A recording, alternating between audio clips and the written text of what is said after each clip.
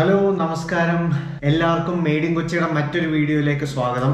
ഞാൻ ഇന്നൊരു ഞായറാഴ്ച ദിവസം എൻ്റെ സുന്ദരമായിട്ടുള്ള ബുദ്ധയുടെ തലയായിട്ട് ഇരിക്കുകയാണ് ഇവിടെ മനോഹരമായിട്ടുള്ള സിഡ്നി നഗരത്തിൽ. ഇന്നത്തെ ടോപ്പിക് എന്താന്ന് വെച്ചാൽ, എന്താണ് പോസ്റ്റ് പാൻഡമിക് അല്ലെങ്കിൽ കോവിഡിന് ശേഷം സ്റ്റുഡൻറ് വിസയുടെ അപ്ഡേറ്റ്സും പിന്നെ ലിവിങ് എക്സ്പെൻസും. ഇത് എക്സ്ക്ലൂസീവായിട്ട് സ്റ്റുഡൻസിന് വേണ്ടിയിട്ടുള്ളതാണ് കേട്ടോ. ഇപ്പോൾ ടെമ്പററി വിസ അല്ലെ work visa, work holiday visa, അങ്ങനത്തെ വിസകളായിട്ട് യാതൊരു ബന്ധവും ഇല്ല ഇതിന്. അപ്പോൾ ജസ്റ്റ് സ്റ്റുഡൻറ് വിസ മാത്രമാണ്. അതായത് ബാച്ചിലേഴ്സ് ഡിഗ്രി പഠിക്കാൻ വരുന്നവരോ അല്ലെങ്കിൽ മാസ്റ്റേഴ്സ് അല്ലെങ്കിൽ വളരെ റെയർ കേസിൽ ഡിപ്ലോമ കോഴ്സ് പഠിക്കാൻ വരുന്നവർക്ക് വേണ്ടിയിട്ടുള്ള ഇൻഫർമേഷനാണ് ഇന്നത്തെ വീഡിയോ കൊണ്ട് ഞാൻ എടുക്കാൻ ഉദ്ദേശിക്കുന്നത്. അപ്പോൾ ഇന്നത്തെ വീഡിയോയുടെ അജണ്ട എന്ന് പറയുന്നത് പോസ്റ്റ് പാൻഡമിക് വർക്ക് റേറ്റ് എന്തൊക്കെയാണ് വ്യത്യാസം വന്നേക്കുന്നത്, പിന്നെ ലിവിങ് കോസ്റ്റിൻ്റെ വ്യത്യാസം പ്രീ പാൻഡമിക്കും പോസ്റ്റ് പാൻഡമിക്കും, അതായത് കോവിഡിന് മുന്നേ ഉണ്ടായിരുന്ന ലിവിങ് എക്സ്പെൻസ് അല്ല ഇപ്പോൾ ഉള്ളത് ഇവിടെ ഓസ്ട്രേലിയയിൽ.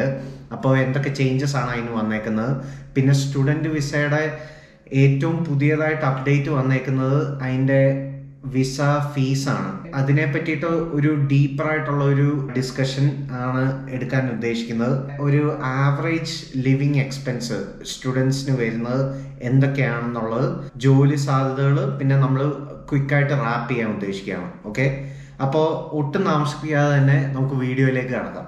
അപ്പോൾ സ്റ്റാർട്ടിങ് തന്നെ പറയാന്ന് വെച്ചാൽ, പോസ്റ്റ് പാൻഡമിക് എന്തൊക്കെയാണ് സ്റ്റുഡൻറ് വിസയിൽ ഇവിടെ ചേഞ്ചസ് വന്നിട്ടുള്ളത് എന്നുള്ളതാണ്. ഓക്കെ, ഏറ്റവും പുതിയതായിട്ട് നിങ്ങൾ അറിഞ്ഞിരിക്കേണ്ട 2-3 കാര്യങ്ങളുണ്ട്. പ്രത്യേകിച്ച് നിങ്ങൾ സ്റ്റുഡൻറ് വിസയിൽ അപ്ലൈ ചെയ്യാൻ പോവാന്നുണ്ടെങ്കിൽ, ഗവൺമെന്റ് പുതിയതായിട്ട് ഒരു ക്യാപ്പ് കൊണ്ടുവന്നിട്ടുണ്ട് സ്റ്റുഡൻറ് വിസ ആപ്ലിക്കേഷൻസിനുള്ളത്. ഏകദേശം 2,70,000 ആപ്ലിക്കൻസ് ആണ്, അല്ലെ ആപ്ലിക്കേഷൻസ് മാത്രമാണ് ഇനി തൊട്ട് എല്ലാ വർഷവും ഓസ്ട്രേലിയൻ ഗവൺമെന്റ് ഹാൻഡിൽ ചെയ്യാൻ പോകുന്നത്. പ്രത്യേകിച്ച് അടുത്ത വർഷം വരെ ഉള്ളത്. എല്ലാ വർഷവും ഈ നമ്പർ അപ്ഡേറ്റ് ചെയ്യാറുണ്ട്. പ്രീ പാൻഡമിക് ഇത് ഏകദേശം ഒരു 53,000 ആപ്ലിക്കേഷൻസ് കൂടുതലുണ്ടായിരുന്നു. ഈ 2,70,000 ആപ്ലിക്കൻസ് എന്ന് പറയുന്ന ആപ്ലിക്കേഷൻസ് എന്ന് പറയുന്ന ആ ഒരു ഫിഗറിനെ കമ്പയർ ചെയ്ത് നോക്കുമ്പോൾ, രണ്ടാമത് നിങ്ങൾ അറിയേണ്ട കാര്യം എന്താന്ന് വെച്ചാൽ, ഈ ഒരു പ്രത്യേകിച്ചുള്ള ഒരു ക്യാപ്പ് 2,70,000 ആപ്ലിക്കേഷൻസ് എന്ന് പറയുന്ന ക്യാപ്പ് സ്കൂളിംഗ് അഥവാ റിസർച്ച്, ഇംഗ്ലീഷ്, പിന്നെ നോൺ അവാർഡ് എന്ന് പറയുന്ന 4 സെക്ടറിന് ബാധകമല്ല. അപ്പോൾ ഈ ഒരു ഫീൽഡിൽ നിങ്ങൾ സ്റ്റഡി ചെയ്യാൻ ഉദ്ദേശിക്കുന്നവരാണെന്നുണ്ടെങ്കിൽ നിങ്ങൾ ഈ ഫീൽഡിൽ ആപ്ലിക്കബിൾ അല്ല. അതിന് പ്രത്യേകിച്ച് ഒരു ക്യാപ്പും ഇപ്പോഴത്തെ സാഹചര്യത്തിൽ ഓസ്ട്രേലിയൻ ഗവൺമെന്റ് കൊണ്ടുവന്നിട്ടില്ല. ഓക്കെ, രണ്ടാമത്തെ മേജർ അപ്ഡേറ്റ് എന്ന് പറഞ്ഞു കഴിഞ്ഞാൽ, 1 ജൂലൈ തൊട്ട് student visa application fees almost എന്നല്ല, ഇരട്ടീനെക്കാട്ടിലും കൂടുതലായി. $710 നിന്ന് നേരെ $1,600 ഓസ്ട്രേലിയൻ ഡോളറിലേക്ക് മാറിയിരിക്കുകയാണ്.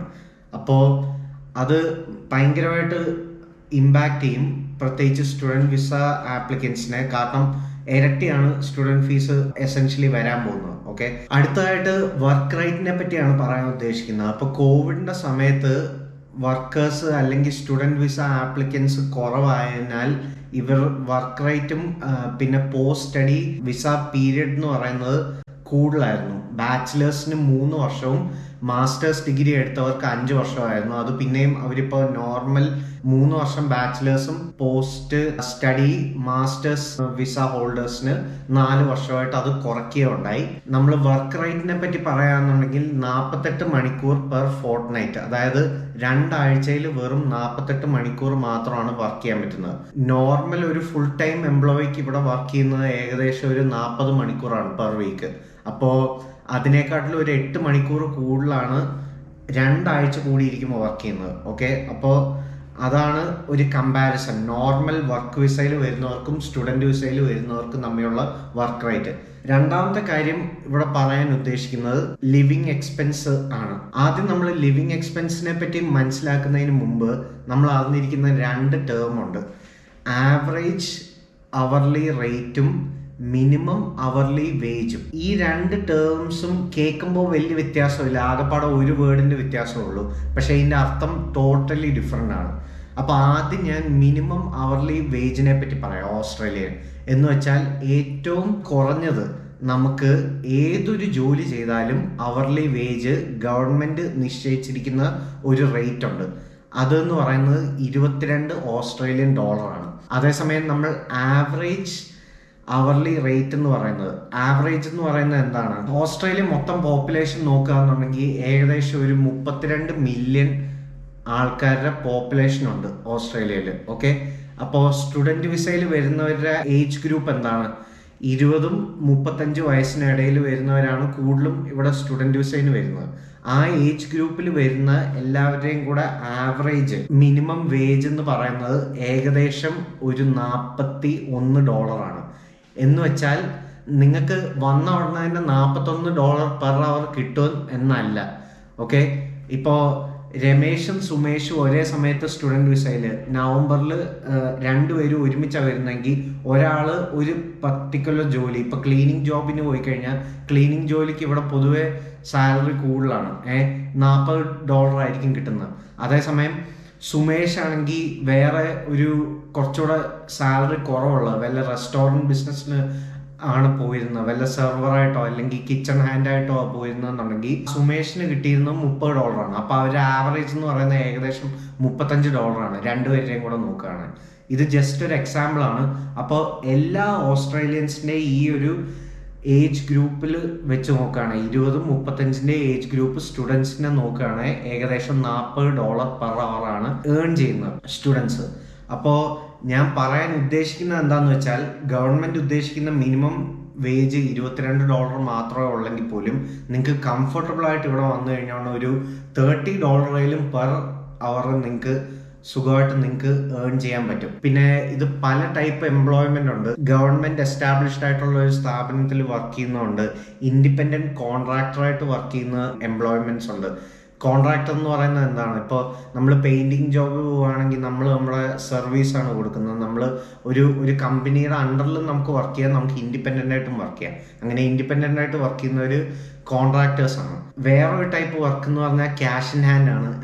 അതിപ്പോൾ പലപേരും കേട്ട ഉടനെ തന്നെ ഞെട്ടും, ഇങ്ങനൊരു സംഭവം ഇവിടെ ഉണ്ടോന്ന്. പക്ഷെ ഉണ്ട്, നമുക്ക് ക്യാഷിനും നമുക്കിവിടെ വർക്ക് ചെയ്യാൻ പറ്റും. ഇങ്ങനത്തെ ഒരു ടൈപ്പ് എംപ്ലോയ്മെന്റ് കൂടുതലും റെസ്റ്റോറൻറ്റ് ബിസിനസ്സിലാണ് ഞാൻ കണ്ടിരിക്കുന്നത്. ഇവിടെ ഇപ്പോൾ ഫുഡ് ഡെലിവറി റെസ്റ്റോറൻറ്റിന് വേണ്ടി ചെയ്യുമ്പോഴോ അല്ലെ കിച്ചൺ ഹാൻഡിനായിട്ട് വർക്ക് ചെയ്യുമ്പോഴോ അല്ലെ സെർവറായിട്ട് വർക്ക് ചെയ്യുമ്പോഴോ റിസപ്ഷനിൽ വർക്ക് ചെയ്യുമ്പോഴോ ക്യാഷ് ഇൻ ഹാൻഡായിട്ട് നമുക്ക് ഒരു ഓപ്ഷൻ നമുക്ക് ഏൺ ചെയ്യാൻ പറ്റും. ഈ ക്യാഷ് ഇൻ ഹാൻഡിൻ്റെ പ്രത്യേകത എന്താണെന്ന് ചോദിച്ചു കഴിഞ്ഞാൽ നമുക്ക് ഫുൾ എമൗണ്ട്, നമുക്കിപ്പോൾ മണിക്കൂറിന് $25-30 കിട്ടുന്നതെന്ന് ചോദിച്ചാൽ ആ ഫുൾ എമൗണ്ട് നമുക്കാണ് കിട്ടുന്നത്.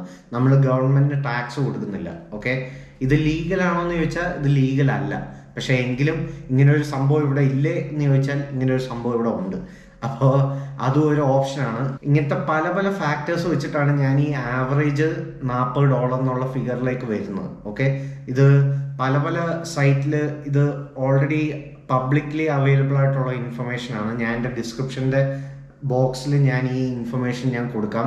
നിങ്ങൾക്ക് കൂടുതൽ റിസർച്ച് ചെയ്യാൻ താല്പര്യം ഉണ്ടെങ്കിൽ തീർച്ചയായിട്ടും ആ ലിങ്ക് നിങ്ങൾക്ക് റെഫർ ചെയ്യാവുന്നതാണ്. അടുത്തതായിട്ട് പറയാൻ പോകുന്നത് വിസ പ്രോസസ്സിംഗ് ടൈമാണ്. അപ്പം ഞാൻ നേരത്തെ പറഞ്ഞ പോലെ തന്നെ പല ടൈപ്പ് സബ് ക്ലാസ് 500 വിസ ഉണ്ട്. അതിപ്പോൾ ഡീറ്റെയിൽ ആയിട്ട് ഒരു വീഡിയോ എടുക്കണമെന്നുണ്ടെങ്കിൽ കമന്റ് ബോക്സിൽ കൊടുത്താൽ മതി. ഞാൻ തീർച്ചയായിട്ടും അതിനെപ്പറ്റി ഡീറ്റെയിൽ ആയിട്ടൊരു വീഡിയോ കൊടുക്കാം. ഏകദേശം ഒരു 3 മാസത്തിനും 7 മാസത്തിനും ഇടയിലാണ് പ്രോസസ്സിംഗ് ടൈം വരുന്നത്. നിങ്ങൾ ഏത് ഫീൽഡിലാണ് നിങ്ങൾ സ്റ്റുഡൻറ് വിസ എടുക്കാൻ ഉദ്ദേശിക്കുന്നത്, ഏത് ടൈപ്പാണ്, റിസർച്ച് ആണോ, പോസ്റ്റ് ഗ്രാജുവേറ്റ് ആണോ, മാസ്റ്റർ ലെവലാണോ, PhD ആണോ, അങ്ങനെ പല ടൈപ്പ് അനുസരിച്ചിരിക്കും നിങ്ങളുടെ വിസ പ്രോസസ്സിംഗ് ടൈം വരുന്നത്. അപ്പോൾ ഇതിന് ഗവൺമെൻറ് വെബ്സൈറ്റിൽ imiaffairs.gov.au എന്ന് പറയുന്ന ഗവൺമെൻറ് വെബ്സൈറ്റിൽ പോയി കഴിഞ്ഞാൽ നിങ്ങൾക്ക് ഇതിനെപ്പറ്റി ഡീറ്റെയിൽ ആയിട്ട് നിങ്ങൾക്ക് ഇൻഫർമേഷൻ കിട്ടും. ലാസ്റ്റ് ആയിട്ട് ഈ വീഡിയോയിൽ പറയാൻ ഉദ്ദേശിക്കുന്നത് ലിവിങ് എക്സ്പെൻസ് ആണ്. ഓസ്ട്രേലിയ വന്നു കഴിഞ്ഞോണ്ട് ഏതൊരു രാജ്യത്തെ പോലെ തന്നെ ഇവിടെയും ലിവിങ് എക്സ്പെൻസ് മെയിനായിട്ട് 2-3 ഫാക്ടേഴ്സിനെ ഡിപ്പെൻഡൻ്റ് ആണ്. ഒന്ന് നമ്മുടെ റെന്റ്, 2 നമ്മുടെ ഫുഡ്, 3 എന്ന് പറയുന്നത് നമ്മുടെ റിക്രിയേഷണൽ ആക്ടിവിറ്റീസ്. പല കാര്യങ്ങളാവാം, നമ്മുടെ എൻ്റർടൈൻമെൻറ്റ്, നമ്മളൊരു സിനിമയ്ക്ക് പോകുന്നത്, പിന്നെ നമ്മുടെ ഹെൽത്ത് അല്ലെ മെഡിക്കൽ എക്സ്പെൻസസ്, നമ്മുടെ ഹെൽത്ത് ഇൻഷുറൻസ്, മെഡിക്കൽ ചെക്കപ്സ്, അങ്ങനത്തെ കാര്യങ്ങളൊക്കെയാണ്. അപ്പോൾ 4 മെയിൻ ഫൗണ്ടേഷനാണ് ഇതിന് മെയിനായിട്ടുള്ളത്. അപ്പോൾ ആദ്യത്തെ കാര്യം റെൻറ്റിന് പല ടൈപ്സ് ഉണ്ട്. നിങ്ങളിപ്പോൾ സ്റ്റുഡൻറ്റ് വിസയിൽ വരിക എന്നുണ്ടെങ്കിൽ നിങ്ങൾക്ക് നിങ്ങളുടെ ഫാമിലിയുടെ ഒപ്പം ഡിപ്പെൻഡിനെയും കൂട്ടി വരാം. അല്ലെന്നുണ്ടെങ്കിൽ നിങ്ങൾ ബാച്ചിലേഴ്സ് ആണെന്നുണ്ടെങ്കിൽ നിങ്ങൾ ഒറ്റയ്ക്കായിരിക്കും ചിലപ്പോൾ സ്റ്റുഡൻറ്റ് വിസയിൽ വരുന്നത്. ചിലപ്പോൾ 20-ആം വയസ്സിൽ നിങ്ങൾ എന്തായാലും കല്യാണം കഴിക്കാനൊന്നും പോകുന്നില്ല. ഓക്കെ, അപ്പോൾ ഒറ്റയ്ക്ക് വരുന്നവർക്ക് റെൻറ്റ് പൊതുവെ ചീപ്പാണ്. എങ്ങനെയാണ് ചീപ്പ് എന്ന് വെച്ച് കഴിഞ്ഞാൽ ഷെയർഡായിട്ടുള്ള അക്കോമഡേഷൻ ആയിരിക്കും നിങ്ങൾ കൂടുതലും പ്രിഫർ ചെയ്യേണ്ടത്.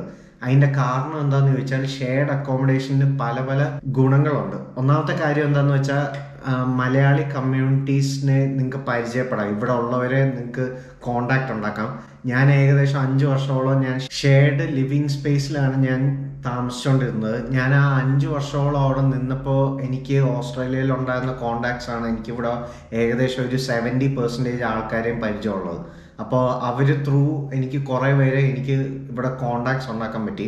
അപ്പോൾ അതൊരു ചെറിയ കാര്യമല്ല. നമ്മൾ നാടും നാട്ടുകാരെയും ഒക്കെ വിട്ടു വരുമ്പോൾ നമുക്ക് എന്തായാലും കോണ്ടാക്ട്സ് എന്ന് പറയുന്നത് വളരെയധികം ഇമ്പോർട്ടൻ്റ് ആയിട്ടുള്ളൊരു കാര്യമാണ്. ഏത് ടൈപ്പാണ് നിങ്ങളുടെ ബഡ്ജറ്റ് അനുസരിച്ചെന്നുള്ളത് നിങ്ങൾക്ക് നോക്കാം. അപ്പോൾ ഒരു ആവറേജ് പ്രൈസ് എന്ന് പറയുകയാണെങ്കിൽ ഷെയർഡ് റെൻ്റ് എന്ന് പറയുന്നത് ഏകദേശം ഒരു $250 പെർ വീക്കാണ് വരുന്നത്. ഷെയർഡ് ലിവിങ് അറേഞ്ച്മെൻറ്റ് ഗുണം എന്താണെന്ന് വെച്ച് കഴിഞ്ഞാൽ ഇതിൻ്റെ ഒപ്പം പല യൂട്ടിലിറ്റി ബിൽസ്, അതായത് നിങ്ങൾ മാസം ഉപയോഗിക്കുന്ന ഇലക്ട്രിസിറ്റി, വാട്ടർ, എൻബിഎൻ അഥവാ ഇൻ്റർനെറ്റ്, നിങ്ങൾക്ക് എന്തായാലും വൈഫൈ വേണം. നിങ്ങൾ സ്റ്റുഡൻറ്റ് വിസയിൽ വരുന്ന സമയത്ത് നിങ്ങൾക്ക് പ്രൊജക്റ്റും കാര്യങ്ങളും ഒക്കെ ചെയ്യേണ്ടി വരുമല്ലോ. അപ്പോൾ നിങ്ങൾക്ക് ഇൻ്റർനെറ്റ് തീർച്ചയായിട്ടും വേണ്ട ഒരു സംഭവമാണ്. അപ്പോൾ ഇങ്ങനത്തെ യൂട്ടിലിറ്റീസ് എല്ലാം പൊതുവേ ഒരു ഷെയർഡ് ലിവിങ്ങിൽ ഇൻക്ലൂഡഡ് ആയിരിക്കും. അതാണ് അതിൻ്റെ അഡ്വാൻറ്റേജ്. അതേസമയം നിങ്ങൾ ഇൻഡിവിജ്വലായിട്ട് ഒരു അപ്പാർട്ട്മെൻറ്റ്, ഇപ്പോൾ എന്നെ പോലെ ഒരു 2 ബെഡ്റൂമോ അല്ലെ 1 ബെഡ്റൂം അപ്പാർട്ട്മെൻറ്റിലേക്ക് നിങ്ങൾ മാറാൻ ഉദ്ദേശിക്കുക എന്നുണ്ടെങ്കിൽ റെൻറ്റ് ഒബ്വിയസ്ലി ഹയർ ആയിരിക്കും. ഇപ്പോൾ സിഡ്നിയിൽ ആവറേജ് റെൻ്റ് എന്ന് പറയുന്നത് മിനിമം ഒരു $500-550 പെർ വീക്ക് നിങ്ങൾ കൊടുക്കണം. അതെന്ന് പറയുന്നത് തന്നെ ഭയങ്കര വലിയൊരു എമൗണ്ട് ആണ്. ഏകദേശം ഒരു $2000-2100 പെർ മന്ത് വരും. അപ്പോൾ സ്റ്റുഡൻറ്റ് വിസയിൽ ഒന്നാമതേ നിങ്ങൾക്ക് വർക്ക് റേറ്റ് കുറവായിരിക്കും. അപ്പോൾ മാക്സിമം നിങ്ങളുടെ എക്സ്പെൻസ് കുറയ്ക്കുക എന്നുള്ളതായിരിക്കണം നിങ്ങളുടെ മെയിൻ ഫോക്കസ്. സെക്കൻഡ് എന്ന് പറയുന്നത് ഫുഡാണ്. അഗൈൻ ഫുഡിന് പല പല സംഭവങ്ങളുണ്ട്. നമുക്ക് പുറത്തുനിന്ന് ഫുഡ് കഴിക്കാൻ പറ്റും, അതേസമയം നമുക്ക് വീട്ടിൽ നിന്ന് ഫുഡ് ഉണ്ടാക്കി കഴിക്കാനും പറ്റും. ഒബ്വിയസ്ലി ഏതൊരു രാജ്യത്തെ പോലെയും നമ്മൾ വീട്ടിൽ നിന്ന് ഫുഡ് ഉണ്ടാക്കി കഴിക്കുന്നത് കോസ്റ്റ് എഫക്റ്റീവ് മാത്രമല്ല, അതിൻ്റെ ഒപ്പം ഭയങ്കര ഹെൽത്തിയുമാണ്. ഇവിടെ നാട്ടിലത്തെ പോലെ തന്നെ റെസ്റ്റോറൻറ്റുകളിൽ, പ്രത്യേകിച്ച് ഇന്ത്യൻ റെസ്റ്റോറൻറ്റുകളിൽ പല പല മായങ്ങളും പ്രിസർവേറ്റീവ്സും എണ്ണയും ഒക്കെ ഉപയോഗിച്ചിട്ടാണ് ഉണ്ടാക്കുന്നത്. ഓക്കെ, അപ്പോൾ നിങ്ങളുടെ ഹെൽത്തിനെ നിങ്ങൾക്ക് പ്രയോറിറ്റി ഉണ്ടെന്നുണ്ടെങ്കിൽ തീർച്ചയായിട്ടും നിങ്ങൾ വീട്ടിൽ നിന്ന് കുക്ക് ചെയ്യാം. ഞാൻ പറയാൻ ഉദ്ദേശിച്ചത് എന്താണെന്ന് വെച്ചാൽ നമ്മൾ കുക്ക് ചെയ്യുകയാണെങ്കിൽ, സ്വന്തമായിട്ട് കുക്ക് ചെയ്യാൻ ഉദ്ദേശിക്കുകയാണെങ്കിൽ ഒബ്വിയസ്ലി നമ്മുടെ എക്സ്പെൻസ് കുറയും. ഞാൻ ഏകദേശം ഒരു 5 വർഷം മുന്നേ വന്നിരുന്നത്. ആ സമയത്ത് എനിക്ക് പെർ വീക്ക് ഗ്രോസറീസിന് എനിക്ക് വന്നിരുന്നത് ഒരു $50-70 ഇടയിലാണ്. പക്ഷേ അത് 5 വർഷം മുന്നെയാണ്. ഇപ്പോൾ ഈ ഇൻഫ്ലേഷനും എല്ലാം കൂടെ കൂട്ടിക്കഴിഞ്ഞാൽ നമുക്ക് കൺസർവേറ്റീവ്ലി ഒരു $80 പെർ വീക്ക് നമുക്ക് ഗ്രോസറീസ് കൂട്ടാൻ പറ്റും. ഏകദേശം ഒരു $300 പെർ മന്ത് നമുക്ക് ഫുഡ് ഗ്രോസറീസിന് എക്സ്പെൻസ് നമുക്ക് വരുന്നുണ്ട്. ഇപ്പം $300 പെർ വീക്ക് ഫുഡിനാവുക എന്നുണ്ടെങ്കിൽ ഇപ്പം നമുക്ക് ഷെയർഡ് അക്കോമഡേഷനുള്ള ഒരു സ്റ്റുഡൻറ്റിന് പെർ മന്ത് എക്സ്പെൻസ് എന്ന് പറയുന്നത് 1000 + 300, ഇപ്പം 1300 ആയി കേട്ടോ. ഇത് ഏറ്റവും മിനിമം ആണ്. എന്ന് വെച്ചാൽ നിങ്ങൾക്ക് ഇത്രേ വരുവുള്ളൂ എന്നല്ല, ഏറ്റവും കുറഞ്ഞത് ഇത്രയിലും വരുമെന്നാണ് പറയാൻ ഉദ്ദേശിക്കുന്നത്. ഓക്കെ, പിന്നെ നിങ്ങളുടെ ഫുഡിൻ്റെ പ്രിഫറൻസ്, നിങ്ങൾ മാർക്കറ്റിൽ നിന്ന് ഫുഡ് മേടിക്കുന്നതും പിന്നെ സൂപ്പർ മാർക്കറ്റിൽ നിന്ന് മേടിക്കുന്നതും തമ്മിൽ വ്യത്യാസം ഉണ്ടാവും. സൂപ്പർ മാർക്കറ്റിൽ കുറച്ചുകൂടെ കൺവീനിയൻ്റ് ആയിരിക്കും. നിങ്ങൾക്ക് ഒരുപാട് കിലോമീറ്റർ അകലെ പോയി സാധനങ്ങൾ മേടിക്കേണ്ട, അതിരാവിലെ പോയി സാധനങ്ങൾ മേടിക്കേണ്ട. അപ്പോൾ അതിൻ്റെയൊക്കെ ആ ഒരു കൺവീനിയൻസ് കാരണം സൂപ്പർ മാർക്കറ്റിൽ പൊതുവെ സ്വല്പം എക്സ്പെൻസീവ് ആയിരിക്കും മാർക്കറ്റിനെ അപേക്ഷിച്ച്. എങ്കിലും ഭയങ്കര വലിയൊരു ഡ്രാസ്റ്റിക് ആയിട്ടുള്ള ഒരു വ്യത്യാസമൊന്നുമില്ല. കൂടിപ്പോയാൽ നിങ്ങൾക്ക് ഒരു 10% ഒക്കെ ഒരു വ്യത്യാസം നിങ്ങൾക്ക് സൂപ്പർ മാർക്കറ്റും നോർമൽ ഗ്രോസറി സ്റ്റോർ അല്ലെ മാർക്കറ്റിൽ നിന്ന് നിങ്ങൾക്ക് സേവ് ചെയ്യാൻ പറ്റുള്ളൂ. ലാസ്റ്റ് നിങ്ങളുടെ മെഡിക്കൽ എക്സ്പെൻസും പിന്നെ റിക്രിയേഷണൽ ആയിട്ടുള്ള ഫണ്ടുമാണ്. അപ്പോൾ മെഡിക്കൽ എക്സ്പെൻസ് എന്ന് പറയുന്നത് ഇവിടെ സ്റ്റുഡൻറ്റ് വിസ എടുത്തു വരുന്നവർക്ക് ഒരു മെഡിക്കൽ ഇൻഷുറൻസ് വളരെയധികം മാൻഡേറ്ററി ആണ്. ഇപ്പോഴത്തെ ഏറ്റവും മിനിമം മെഡിക്കൽ ഇൻഷുറൻസ് എന്ന് പറയുന്നത് പെർ മന്ത് ഒരു $120 നമ്മൾ കൊടുക്കണം. എനിക്ക് തോന്നുന്നു അലയൻസിൻ്റെ സ്റ്റുഡൻറ്റ് വിസയിന് വരുന്നവർക്ക് ഉള്ള ഒരു മെഡിക്കൽ ഇൻഷുറൻസ് ആണത്. അപ്പോൾ ആ $120 കൂട്ടുകയാണെങ്കിൽ $1420 പെർ മന്ത്. പിന്നെ നമുക്ക് ലാസ്റ്റ് വരുന്ന എക്സ്പെൻസ് റിക്രിയേഷണൽ ആക്ടിവിറ്റീസ്, അതായത് ജിമ്മ്, സിനിമയ്ക്ക് കാണാൻ പോകുന്നത്, പിന്നെ ഫ്രണ്ട്സിൻ്റെ ഒപ്പം കറങ്ങാൻ പോകുന്നത്, ഇതൊക്കെ ഓരോരുത്തരിൽ വേരി ചെയ്യുന്ന ഒരു ഫാക്ടറാണിത്. ഓക്കെ, ഇപ്പം എനിക്ക് സിനിമ ഇഷ്ടമാണ്, അപ്പം ഞാൻ മാസത്തിൽ ചിലപ്പോൾ 2 തവണ സിനിമയ്ക്ക് പോയെന്നിരിക്കും. അതേസമയം നിങ്ങൾക്ക് ഒട്ടും സിനിമ ഇഷ്ടമില്ലാത്തൊരു വ്യക്തിയാണെന്നുണ്ടെങ്കിൽ നിങ്ങൾക്ക് ആ മൂവി ടിക്കറ്റിൻ്റെ പൈസ വരത്തില്ല, കാരണം നിങ്ങൾ പോകാനായിട്ട് പോകുന്നില്ല. അപ്പോൾ അങ്ങനത്തെ പല ഫാക്ടേഴ്സ് ഉണ്ട്. അപ്പോൾ അതിനൊരു ആവറേജ് ഒരു $50 പെർ വീക്ക് നമുക്ക് കൊടുക്കാം. $50 പെർ വീക്ക് എന്ന് പറയുകയാണെങ്കിൽ $200 ആയി. അപ്പോൾ 1420 പ്ലസ് $200 കൂടെ കൂട്ടിയാൽ $1620 ആയി. ഓക്കെ, ആവറേജ് ഒരു $30 അവർലി വേജ് സ്റ്റുഡൻറ്റിന് ഉണ്ടാക്കാൻ പറ്റുമെന്നുണ്ടെങ്കിൽ അതിൻ്റെ മന്ത്ലി വേജ് എന്ന് പറയുന്നത് ഏകദേശം ഒരു $2900 ആണ്. അപ്പോൾ എല്ലാം കഴിഞ്ഞിട്ട് ഏകദേശം ഒരു 40% നിങ്ങൾക്ക് നിങ്ങളുടെ കയ്യിൽ സേവ് ചെയ്യാൻ പറ്റും, ഞാൻ പറയുന്ന എക്സ്പെൻസ് വെച്ചിട്ടാണെന്നുണ്ടെങ്കിൽ കേട്ടോ. അപ്പോൾ അതിൽ പല പല ഫാക്ടേഴ്സ് ഉണ്ട്. നിങ്ങൾ എത്ര തവണ ഒരാഴ്ചയിൽ പുറത്ത് കറങ്ങാൻ പോകുന്നു, എന്താ എക്സ്പെൻസീവ് ആയിട്ടുള്ള സാധനങ്ങളാണ് നിങ്ങൾ മേടിക്കുന്നത്, അതൊക്കെ ഡിഫറെൻ്റ് ആണ്. പിന്നെ നിങ്ങൾക്ക് നാട്ടിൽ എന്താ പൈസ അയച്ചു കൊടുക്കുക എന്നുണ്ടെങ്കിൽ ഇതിലും കൂടുതൽ എക്സ്പെൻസ് ആയിരിക്കും മാസം വരുന്നത്. അപ്പോൾ ഇത് ജസ്റ്റ് ഒരു ഇൻഡിക്കേറ്റീവ് ആയിട്ടുള്ള ഒരു സംഭവമാണ്. അപ്പോൾ ഇതിൻ്റെ ബ്രേക്ക് ഡൗൺ ഞാൻ എൻ്റെ ഡിസ്ക്രിപ്ഷനിൽ ഞാൻ തീർച്ചയായിട്ടും കൊടുക്കാം. അപ്പോൾ ഈ പറഞ്ഞ കാര്യങ്ങൾ വെച്ച് നോക്കുമ്പോൾ ഇന്നത്തെ വീഡിയോ ഇൻഫോർമേറ്റീവ് ആണെന്ന് ഞാൻ വിശ്വസിക്കുന്നു. അപ്പോൾ നിങ്ങൾക്ക് എന്ത് ക്വസ്റ്റ്യൻ ഉണ്ടെങ്കിലും സ്റ്റുഡൻറ്റ് വിസ റിലേറ്റഡ് ആയിക്കോട്ടെ, അല്ലെങ്കിൽ ഇവിടുത്തെ ജോലി കണ്ടെത്തുന്നതിനെ പറ്റി ആയിക്കോട്ടെ, അങ്ങനത്തെ എന്ത് കൺസേൺ ഉണ്ടെങ്കിലും നിങ്ങൾ കമൻറ്റ് ബോക്സിൽ ഇടുക. അത് തീർച്ചയായിട്ടും ഞാൻ ആ ടോപ്പിക്കിനെ പറ്റി വീഡിയോ എടുക്കുന്നതായിരിക്കും. ഇനി പോകുന്ന വീഡിയോസ് എൻ്റെ മെയിൻ ഫോക്കസ് എന്ന് പറയുന്നത് എങ്ങനെയാണ് ഇവിടെ ഓസ്ട്രേലിയയിൽ വന്നതിന് ശേഷം ഒരു ജോലി കണ്ടെത്തുന്നത്, പിന്നെ നമ്മൾ നമ്മുടെ റെസ്യൂമേ എങ്ങനെയാണ് നമ്മൾ ഉണ്ടാക്കുന്നത്, അതിൻ്റെ ടെംപ്ലേറ്റ് എവിടെ നിന്ന് കിട്ടും, പിന്നെ എക്സ്പീരിയൻസ് ഇല്ലാത്തവർക്ക് എന്ത് വെക്കാൻ പറ്റും, അങ്ങനത്തെ ഇൻട്രസ്റ്റിംഗ് ആയിട്ടുള്ള ടോപ്പിക്സ് ആണ് ഞാൻ ഇവിടെ ചെയ്യാൻ ഉദ്ദേശിക്കുന്നത്. അപ്പോൾ അങ്ങനത്തെ വീഡിയോ കാണാൻ ഉദ്ദേശിക്കുന്നുണ്ടെങ്കിൽ തീർച്ചയായിട്ടും എൻ്റെ ചാനൽ സബ്സ്ക്രൈബ് ചെയ്യുക. മാത്രമല്ല ഇതുപോലത്തെ ഇനിയും കണ്ടന്റ്സ് കാണണമെന്നുണ്ടെങ്കിൽ തീർച്ചയായിട്ടും ലൈക്ക് ചെയ്യുക, സപ്പോർട്ട് ചെയ്യുക. അപ്പോൾ ഇനി ഇതുപോലത്തെ ഇൻട്രസ്റ്റിംഗ് വീഡിയോസ് ആയിട്ട് കണ്ടുമുട്ടട്ടെ എന്നുള്ള ശുഭാപ്തി വിശ്വാസത്തോടെ ഗുഡ് ബൈ.